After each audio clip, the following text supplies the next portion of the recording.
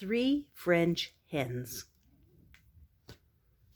There's Poulette, Colette, Fifi, and, what's that?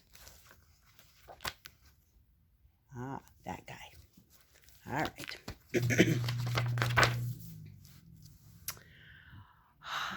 On the 3rd day of Christmas, a mademoiselle from Paris sent her true love 3 French hens, 2 turtle doves, and a partridge in a pear tree.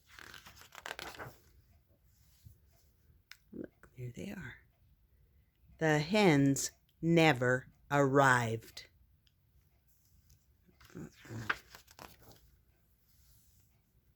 3 French hens, a holiday tale. Look, all this mail that's flying out the back of the airplane. Oh, no. In the unclaimed mail department of the New York City Post Office. Since the hens were mailed off during a Paris drizzle, the address on their package ended up smudged. Yes, not a word could be read, and somehow, someway, the ladies became, shall we say, misdirected. Alas, undeliverable. However, Colette, Poulette, and Fifi were not about to be left languishing as unclaimed mail when they had a true love to make happy. No, no. After all, this was Christmas, and they were French. We will deliver ourselves, declared the trio. Yet, as determined as any 3 French hens could be, how were they to find this Monsieur Philippe Renard? Of course, the phone book, proclaimed Colette.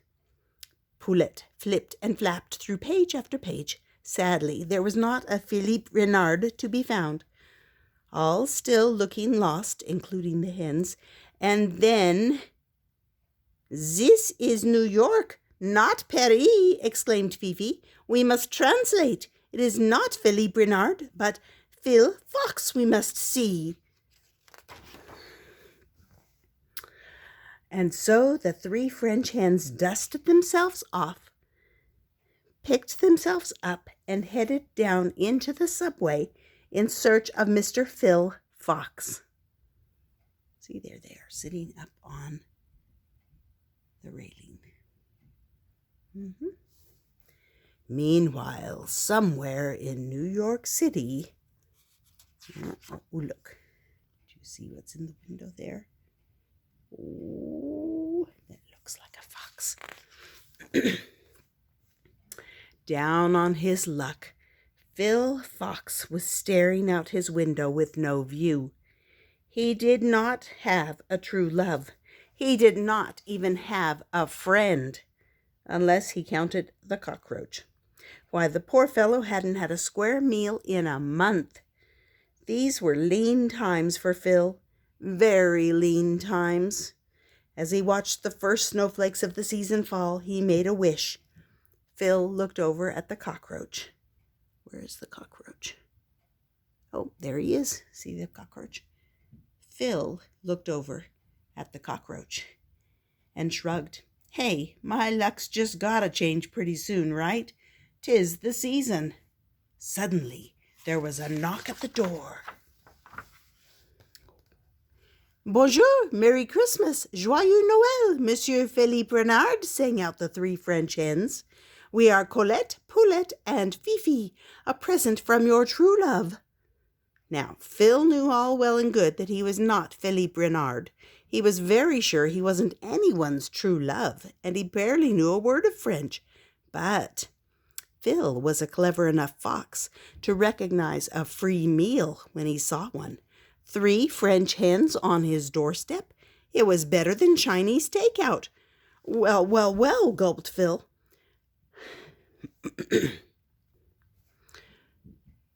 Pouvons-nous entrer? Asked the hens. Entree? Entree? Most definitely entree, he answered with a grin of his roast fry and sauté. He answered with a grin as his roast fry and sauté walked through the door.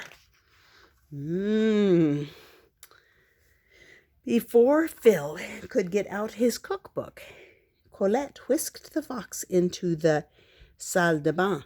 For you, Monsieur Philippe, she clucked, showing him a tub filled with perfumed bubbles. A bath had been foreign to Phil in the past, but if it was good enough for Philippe, Phil thought he'd give it a go. The water was warm and wonderful, the fragrance heavenly. Phil sniffed, he soaked, he sighed. He knew there was no way he could have Colette for breakfast. Most certainly not after she'd given him a manicure, a new coiffure, that means a hairstyle, and dressed him in some dandy new attire. Clothes. He looked so swell, swank, dare he say it, debonair. Oh, the new natty Phil looked in the mirror. He looked at the beaming Colette. Phil sighed and smiled wistfully. He was definitely going to have to skip breakfast. But when Paulette called him from the other room, Foxy Phil was ready for lunch.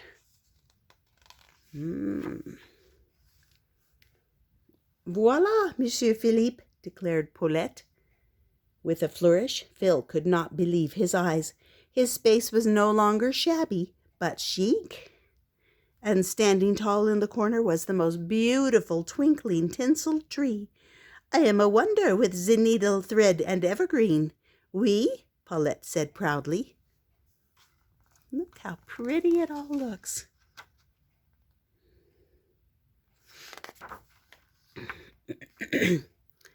See, yes, see, oui, agreed Phil, as the tasteful hen ushered him to a big stuffed chair by the crackling fire. She plumped and poofed him a pillow. She slid a tuffet under his slippered toes. Phil felt so warm, so comfy, so cozy, so not able to have Paulette for lunch, not even for hors d'oeuvres. However, though Phil may have felt toasty and looked swanky, his tummy was still cranky. When it began to grumble loudly, Phil's thoughts wandered to hen number 3. Oh, yes, Mr. Fox was planning dinner with Fifi.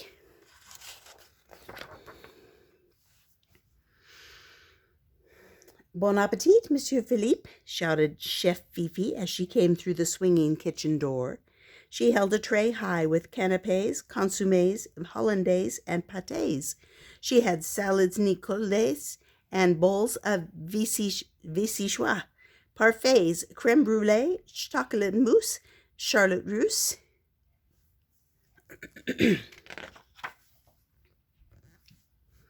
Phil sniffed, tasted, nibbled, noshed. He looked at the 3 hens and the tower of French food and thought, so who needs chicken? He delicately wiped his chin with a monogrammed napkin. Now that's what he called a breakfast, lunch, and dinner. With style, too. Yes, Phil was feeling very happy and full. He was also feeling something else, and it wasn't indigestion.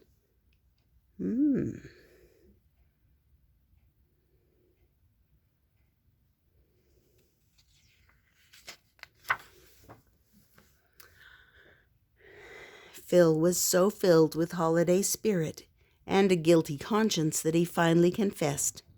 Ladies, I gotta get this off my chest. I'm not who you think I am. I'm a fake, cried Phil. A phony. Hey, I'm faux. I'm not even French. The hens huddled, cluckled, concluded. That does not matter. But I don't have a true love, continued Phil. Not even a friend. It's only me and the cockroach. See, there he is down there, the cockroach. It's only me and the cockroach. I don't even get kissed under mistletoe. That does not matter, the 3 hens repeated. Phil hung his head and gulped with grief. You don't understand. I'm not Philippe Renard from Paris. I'm just plain old Phil Fox from the Bronx. That does not matter, the trio trilled.